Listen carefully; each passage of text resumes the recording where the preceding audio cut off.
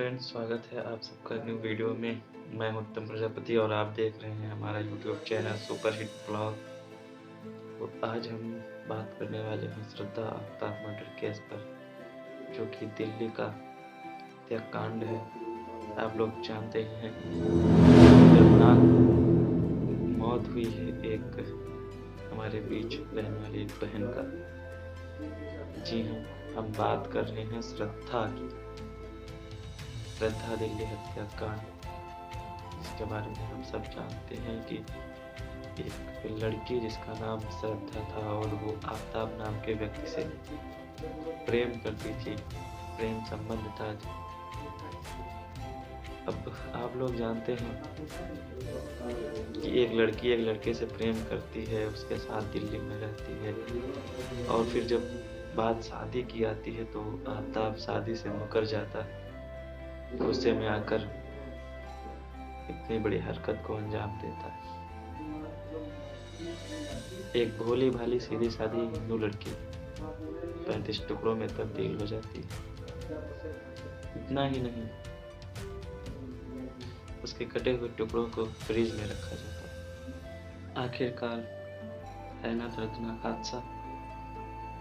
क्या गुजरी होगी उस लड़की पर जिसको 35 टुकड़ों में तब्दील कर दिया गया। कितना दर्दनाक रहा होगा वो मंजर, ये हम सब महसूस कर सकते हैं। इसके खिलाफ हमें आवाज़ भी उठानी चाहिए, उस मुकाम तक जाना चाहिए कि जिसने भी इस हरकत को अंजाम दिया है ना, उसको फांसी से भी बदतर सजा होनी चाहिए।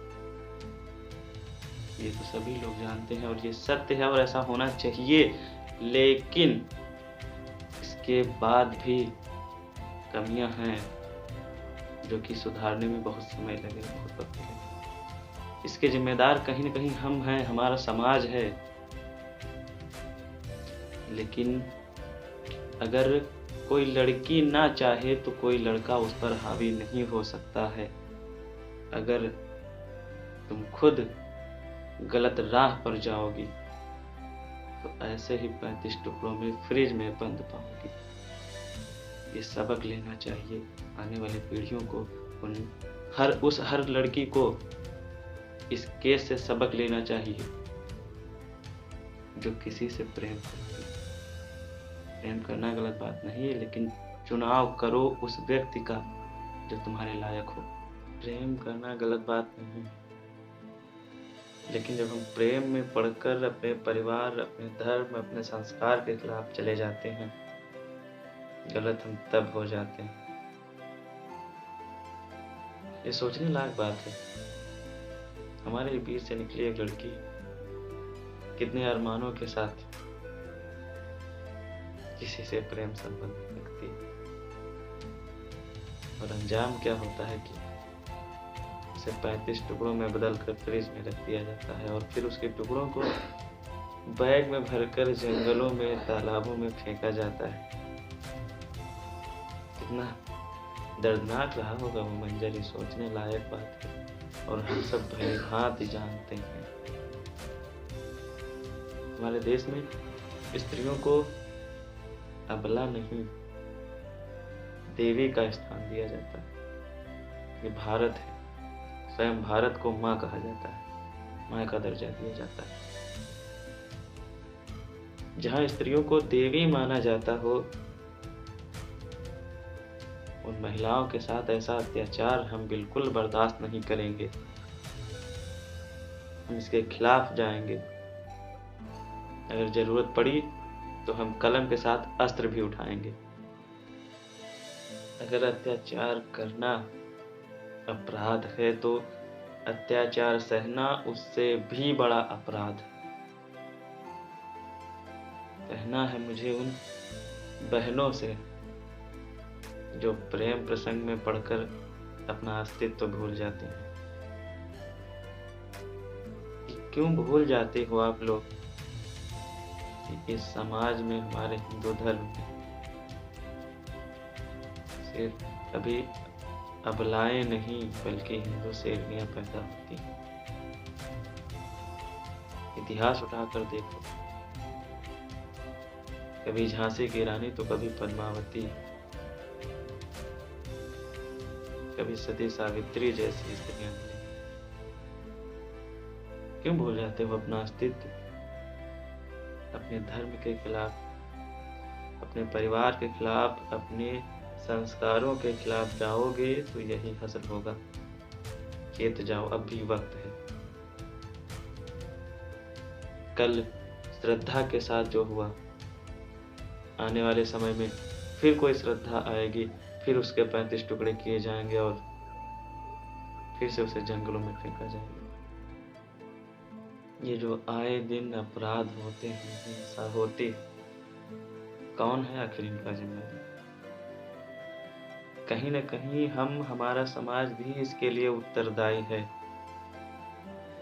क्यों हम समझ पनपने देते हैं इन बुराइयों को अपने बीच में? अपनी मानसिकता को थोड़ा विकसित करने की जरूरत है, विचार करने की जरूरत है। कल जो श्रद्धा के साथ हुआ, कल वो हमारी बहन बेटी के साथ हो सकता है। हत्यारे को तो फांसी देना ही चाहिए, बल्कि साथ ही साथ ऐसी मानसिकता रखने वाले हर व्यक्ति के साथ हर व्यक्ति को सजा देनी चाहिए। उस व्यक्ति के साथ वैसा ही बर्ताव किया जाना चाहिए जैसा कि वो कर रहा है। आफ्ताब को पॉली टेस्ट के लिए ले जाया जाता है। जब उसकी दिल की धड़कन देखी जाती है तो एकदम नॉर्मल है, उसका ब्लड प्रेशर एकदम नॉर्मल है। कैसे भाई, तुमने किसी का खून कर दिया और तुमको जरा सा भी अफसोस नहीं? ये कोई मामूली इंसान नहीं कर सकता। उसने कईयों के साथ किया होगा ऐसे। मैं कहता हूँ कि बहनों, अभी भी वक्त है, चेत जाओ, खुद को पहचानो। अगर तुम्हारे खिलाफ अत्याचार हो रहा है तो अस्त्र उठाओ, मुकाबला करो इन बुराइयों का। आखिर कब तक सहते रहेंगे हम? इस समाज को जगाओ, वरना ऐसे ही आए दिन एक लड़की की बलि चढ़ती रहेगी और हम सिर्फ देखते रहेंगे और देखते रहेंगे बस।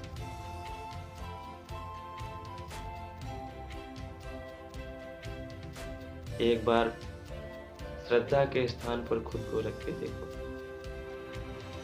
हालांकि हम ये भी कह सकते हैं कि गलती तो श्रद्धा ने भी की। 2020 में उसने रिपोर्ट लिखाई थी थाने में जाके कि आफ्ताब उसके साथ मारपीट, गाली गलौज करता है, ब्लैकमेल करता है और मारने की कोशिश नहीं बल्कि मारने की पूरी ही तैयारी की थी, उसका गला दबा के मारने की कोशिश की। लेकिन जब वो फिर से गया और उसके हाथ पांव जोड़ कर उससे माफ़ी मांगी तो उसने श्रद्धा ने फिर से उसे माफ़ कर दिया। ये सबसे बड़ी गलती थी श्रद्धा की। अगर वो चाहती तो उसके खिलाफ एक्शन ले सकती थी। अगर वो चाहती तो उसको छोड़कर अपने परिवार के साथ, अपने माँ बाप के साथ रह सकती थी। और अगर ऐसा वो करती तो आज हमारे बीच होती। लेकिन वो अपने परिवार को फिर से एक बार छोड़कर आफ्ताब के साथ रहने को तैयार हो गई। एक तरह से हम कहें तो यह उसके प्रेम के प्रति त्याग ही था, जिसकी कद्र आफ्ताब ने नहीं की।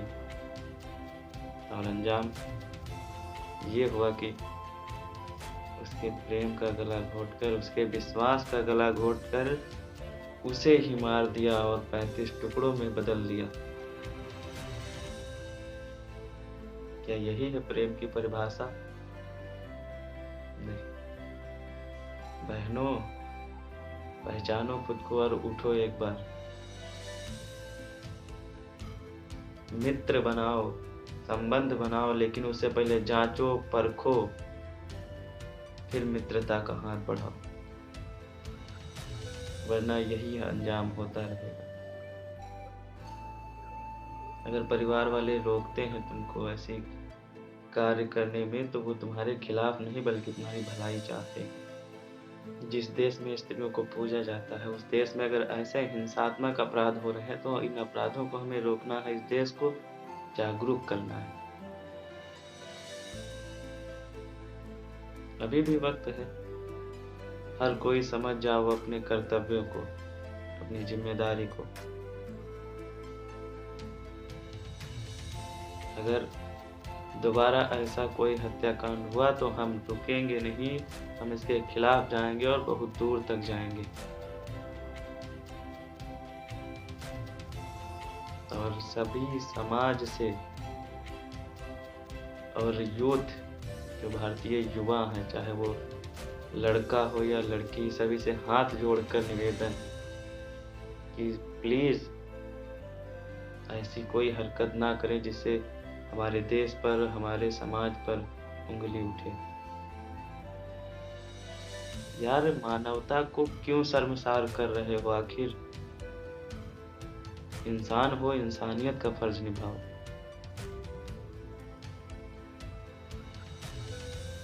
और बस एक अंतिम संदेश, बहनों, याद रखना कि तुम झांसी की रानी के परिवार से हो, तुम सती सावित्री के खानदान से हो। स्त्री इस देश की रचयिता, निर्माण करता ही नहीं है। अगर वो अस्त्र उठा लेना तो इस संसार की सबसे भयानक, सबसे विनाशकारी शक्ति है। जब जब दुष्टों का अत्याचार करना हुआ है, स्त्री कभी दुर्गा तो कभी काली का रूप धारण की। ये क्यों भूल जाते हो आप लोग? क्यों किसी को अपने आप पर हावी हो जाने देते? एक बार सोचना जरूर। अगर मैंने कुछ गलत कहा तो क्षमा प्रार्थी हूँ। अगर आपको लगता है कि मैंने सच कहा तो मेरी बात को हर एक व्यक्ति तक पहुँचाओ, ताकि ये संदेश हर इंसान तक जाए और वो एक बार सोचने पर विवश हो जाए। इसके लिए इस वीडियो को ज़्यादा से ज़्यादा शेयर करें ताकि हर किसी के फ़ोन में जाए और वो इस वीडियो से कुछ सबक ले कि हमें जागना चाहिए। ये समय है जागने का, जागरूकता फैलाने का, वरना आए दिन हिंसा होते रहे। शुरुआत करते हैं हम खुद से, आज से, अब से। मेरी बात को ध्यानपूर्वक सुनने के लिए धन्यवाद दोस्तों। बने रहिए हमारी वीडियो के साथ और देखते रहिए हमारा YouTube channel super hit blog. तब तक के लिए जय हिंद दोस्तों। Be alert, be safe.